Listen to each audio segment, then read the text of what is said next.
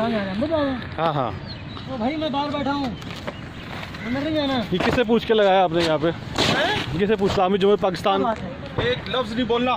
नहीं, जिस मुल्क का खाते हो उधर ही गद्दारी करते। एहतजाज है और आइए इनसे जानते हैं इसका क्या मुतालबा है, क्या नाम रखते हैं। अच्छा, सबसे पहले तो आप मुझे ये बताएं कि आपको मैं हेलो कहूँ या सलाम करूँ? शलोम एवरीवन। नहीं, मैं तो मुसलमान हूँ, मैं तो सलाम कहूँगा, अस्सलाम तो वालेकुम। अरबी में आपने कहा है जी हाँ, तो मैं एक मिनट ज़रा चेहरा दिखा दूँ, क्योंकि ये कोरोना की दिखा वजह दे से मैंने चेहरा। बंद किया हुआ है। चेहरा दिखा। जी, उसमें ऐसा है कि मेरा नाम डेविड एरियल है। अच्छा। ठीक है, मैं मुस्लिम ज़ायनिस्ट हूँ और मैं अपना अरबी नाम छोड़ के इंग्लिश नाम चूज़ किया है, तो लिहाजा मैं इंग्लिश में कंटिन्यू करूँगा। अच्छा, आपका नाम पहले क्या था? मेरा पहले नाम था मौलाना खलील रहमान रहीमी, जो मेरा मौलाना खलील रहमान रहीमी। अच्छा, आपने यहूदियत क्यों इख्तियार किया?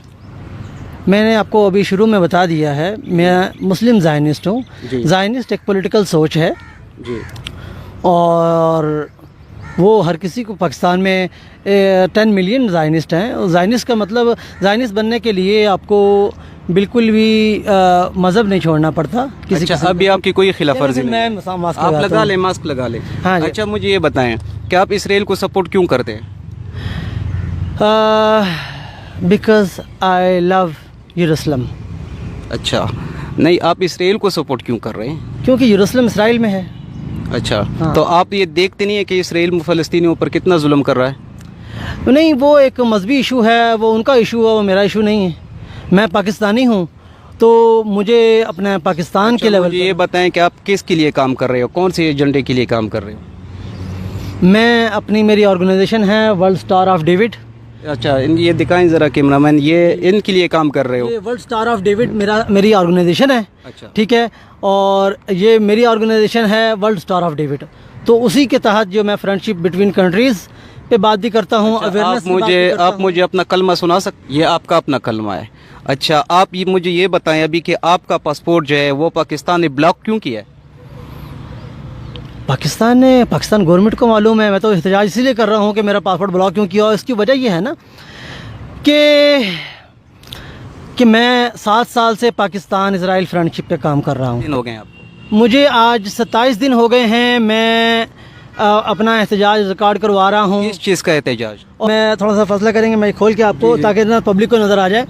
मेरे सिर्फ़ और सिर्फ 3 मुतालबात हैं कि मेरे पासपोर्ट से इसराइल के ख़िलाफ़ हेटफुल स्टेटमेंट जो है ना वो रिमूव की जाए। अच्छा। ठीक है, और दूसरा मेरा मुतालबा ये है कि पाकिस्तान में रहने वाले 10 मिलियन जो ज़ायनिस्ट हैं और 30 मिलियन जो मिनॉरिटीज़ हैं, उनको भी इसराइल जाने की परमिशन होनी चाहिए, उनको NOC मिलना चाहिए, ताकि वो अपने यरूशलेम में। उनको क्या बताऊँ, खुद समझदार हैं कि एक मौलाना अपना नाम चेंज करके, क्या नाम है आपका?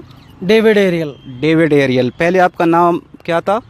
और पहले नाम मौलाना, बता देना। मेरे पहले शनाख्ती कार्ड पे नाम था मौलाना खलील रहमान। जी दोस्तों, आपने देखा कि मौलाना खलील रहमान अभी डेविड एरियल बन गया है और ये एक यहूदी लॉबी के लिए काम कर रहा है, और अभी मुझसे भाग गया इंटरव्यू करते करते, और इंटरव्यू मुझे नहीं देना चाहता, और काफ़ी तल्ख़ कलाम भी मेरे इसके साथ हुई है। तो मैं यहाँ पर आप सारे मुसलमानों से ये पूछना चाहता हूँ कि आपका हक़ नहीं है इसके ख़िलाफ़ आवाज़ उठाना, कि एक बंदा आके इसराइल का साथ देने की बातें कर रहा है, वो भी इस्लामाबाद में बैठा हुआ है। इसराइल जो फ़लस्तीन में बैतुल मक़दस में मस्जिद अल-अक़सा में क़िबला अव्वल में मुसलमानों की खून रेज़ी कर रहा है, माँ बहनों बेटियों के साथ ज़्यादती कर रहा है, उसकी हिमायत में अगर आप झंडे लगा लें इस्लामाबाद में, तो ये अगर इन्हें वक्त पे ना रोका गया या ना रोका जाता, अब तो रोक दिया हमने अल्हम्दुलिल्लाह, ना रोका जाता तो कल को ये हमारी पार्लियामेंट तक पहुँच रहे होते। वो इसराइल जो इंडिया को थ्रू आउट सपोर्ट करता रहा पाकिस्तान के अगेंस्ट, जो इंडिया को थ्रू आउट सपोर्ट करता रहा पाकिस्तान आर्मी के अगेंस्ट, आज पाकिस्तानी अवाम की जिम्मेदारी to protect the ideological boundaries of Pakistan के 2 कौमी नज़रिए, इस्लामी नज़रिया पाकिस्तान, इस पर कोई कॉम्प्रोमाइज़ नहीं होगा इंशाअल्लाह ताला, ना हम होने देंगे। और इंशाअल्लाह बैतुल मक़दस भी आज़ाद होगा। पाकिस्तान हमेशा जिंदाबाद।